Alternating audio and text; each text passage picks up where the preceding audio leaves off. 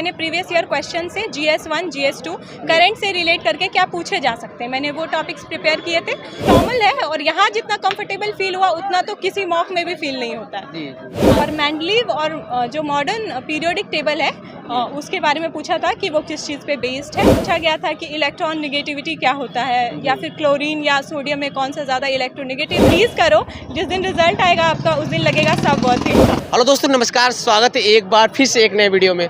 दोस्तों, जैसा आप लोग जानते हैं कि 67 बीपीएससी का इंटरव्यू स्टार्ट है और मैम अभी आई इंटरव्यू देकर। चलिए जानते हैं मैम से क्या क्या प्रश्न पूछा गया, साथ साथ जानेंगे कि जो 69 बीपीएससी मेंस के लिए जो छात्र अपीयर हो रहे हैं इस बार, उनके लिए एक प्रॉपर प्लान क्या होना चाहिए और प्री मेंस इंटरव्यू और strategy, book list, current affairs, सारी चीज़ों पर फोकस करेंगे। तो बने रहिए हमारे साथ। आज मैम से बहुत सारी चीज़ें जानने का मौका मिलेगा जो आपकी तैयारी में एक नई उड़ान देगी। सो मैम, हमारे तरफ से और जो छात्र वीडियो देख रहे हैं उनकी तरफ से आपको बहुत बहुत स्वागत है हमारे चैनल पर। Thank you.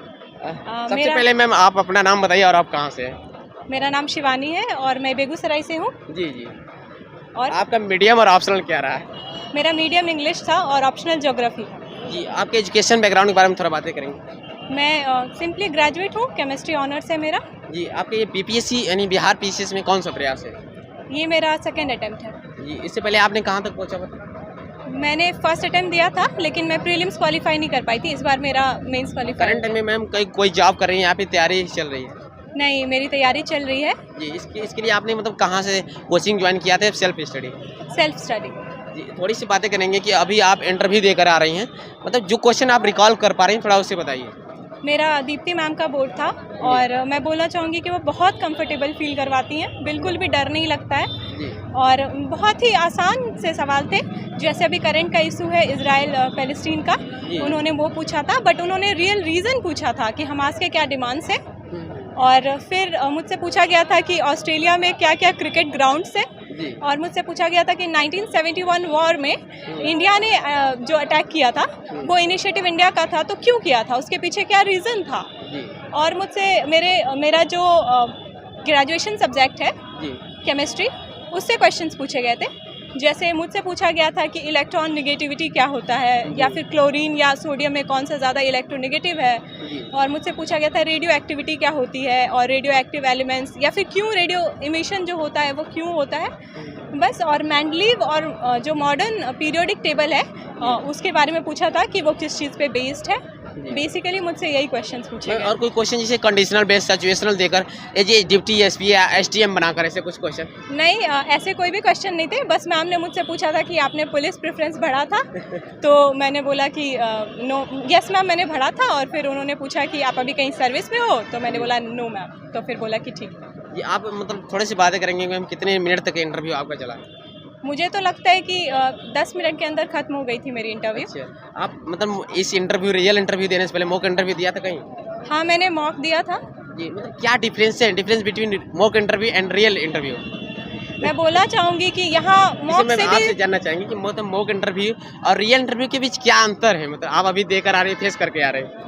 मैं बोलना चाहूँगी कि बहुत ज़्यादा आप डर जाते हो। अच्छी बात है कि आप मॉक दे के आते हो यहाँ पे, लेकिन यहाँ पे बहुत कंफर्टेबल है। It's like they just want to talk to you, know you, और आपका क्या विज़न है बस वो जानना चाहते हैं। बस नॉर्मल है और यहाँ जितना कंफर्टेबल फील हुआ उतना तो किसी मॉक में भी फील नहीं होता है। हाँ, तो मैं बच्चों को, मतलब जो भी कैंडिडेट है, मैं उनको यही विश करूँगी कि मैं बहुत नर्वस थी पर मैं बोलूँगी कि बस कंफर्टेबल हेल्प किया। हाँ, नहीं मैं, हाँ, बहुत कंफर्टेबल था। और मैं बोलना चाहूँगी कि बिल्कुल भी स्ट्रेस ना ले, नॉर्मली जाए, करंट देख लें और थोड़ा सा उनका ग्रेजुएशन और जो ऑप्शनल है उससे पूछे जाएंगे। कुछ क्वेश्चंस अलग होंगे बट डरना नहीं है, सॉरी बोल के हम आगे बढ़ सकते हैं। मैम, जो अभी आप 16 बीपीएससी का जो प्री हुआ था, अब लगातार क्वेश्चन ऊपर की तरफ नहीं यूपीएससी के समान उठ रहा है, मतलब कैसे जो 17 बीपीएससी 17वीं बीपीएससी होने वाली है प्री, उसके लिए कैसे तैयारी की जाए, क्या स्ट्रेटजी होनी चाहिए? ये तो अभी न्यू पैटर्न चेंज हुआ है, फिर भी मैं बोलूँगी कि न्यूज़पेपर्स पे तो करंट पे ध्यान देंगे, तो मुझे लगता है कि करंट पे ध्यान देने की ज़रूरत है। और फैक्ट्स के साथ अब कंसेप्ट भी बहुत ज़्यादा इंपॉर्टेंस होल्ड कर रहा है। विदाउट कंसेप्ट अब क्लियर नहीं हो पाएगा, तो मुझे लगता है कि अब उसको भी इंक्लूड करना ज़रूरी है। मेंस के लिए थोड़ा सी बात करें, जो रिसोर्सेज आपने फॉलो किया था मैडम, उसे बताइए। जैसे प्री कहीं का स्टूडेंट्स डाइवर्ट हो जाते, जो आपने पढ़ा था जैसे जीएस के सारी मैंने तो मेरा तो 67 का है ये, तो उस समय तो मैंने प्रीवियस ईयर क्वेश्चन से GS1 GS2 करंट से रिलेट करके क्या पूछे जा सकते हैं, मैंने वो टॉपिक्स प्रिपेयर किए थे।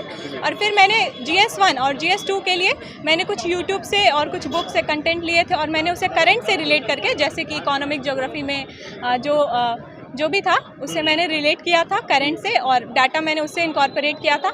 और ऑप्शनल के लिए मैंने रवि सर के कुछ नोट्स लिए थे, उन्होंने मेरी बहुत हेल्प की थी। वो आस्था के IAS के टीचर थे, तो अभी शायद उन्होंने उसे छोड़ दिया है, लेकिन उन्होंने मेरी काफ़ी हेल्प कर दी। पर्सनली उन्होंने मुझे बहुत गाइडेंस तो दिया मैम जो यूट्यूब चैनल आपने फॉलो किया था और भी जो टेलीग्राम चैनल या साइट हो, हमारे साथ बहुत सारे छात्र जुड़े हुए हैं, आप बता सकते हैं जो हेल्प मिला हो आपसे।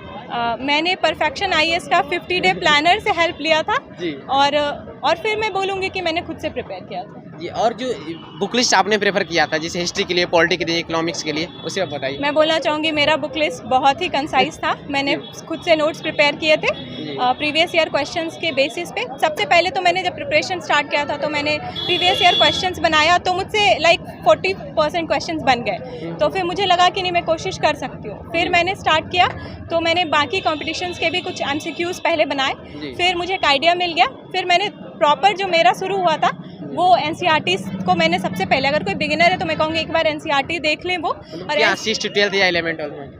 मैंने तो 6 से ही देखा था, मैंने तो 6 से ही देखा था जी। और मतलब कि मुझे लगता है कि NCERT पढ़ने में ज़्यादा वक्त नहीं लगता है, क्योंकि उसका लैंग्वेज भी मतलब अच्छा है। तो मुझे लगता है अगर अब जो न्यू पैटर्न है, मुझे लगता है कि अगर कोई किसी बच्चे ने NCERT कर लिया तो मुझे लगता है कि बहुत अच्छा होगा। बस थोड़ी सी प्रैक्टिस है। मुझे ऐसा लगता है कि अब जो जिस तरीके से चेंज हो रहा है, इवॉल्व हो रहा है क्वेश्चन, तो मुझे लगता है कि थोड़ा तो न्यूज़ और करंट से तो अवगत होने की बहुत ज़्यादा ज़रूरी है। मैम एक लास्ट क्वेश्चन आपसे रहेगा कि कोई भी मोटिवेशन इंस्पिरेशन लाइन के साथ अपनी बातों को समाप्त करें, जो आप डेली रूटीन में फॉलो करती हैं। मैं बोलूँगी कि ये बहुत पेशेंस और मेहनत नीड करता है, तो मैं बोलूँगी कि प्लीज़ करो। जिस दिन रिजल्ट आएगा आपका, उस दिन लगेगा सब वर्थ इट था। और thank you so much ma'am अपना कीमती समय देने के लिए, और आप SDM बने। Thank you ma'am.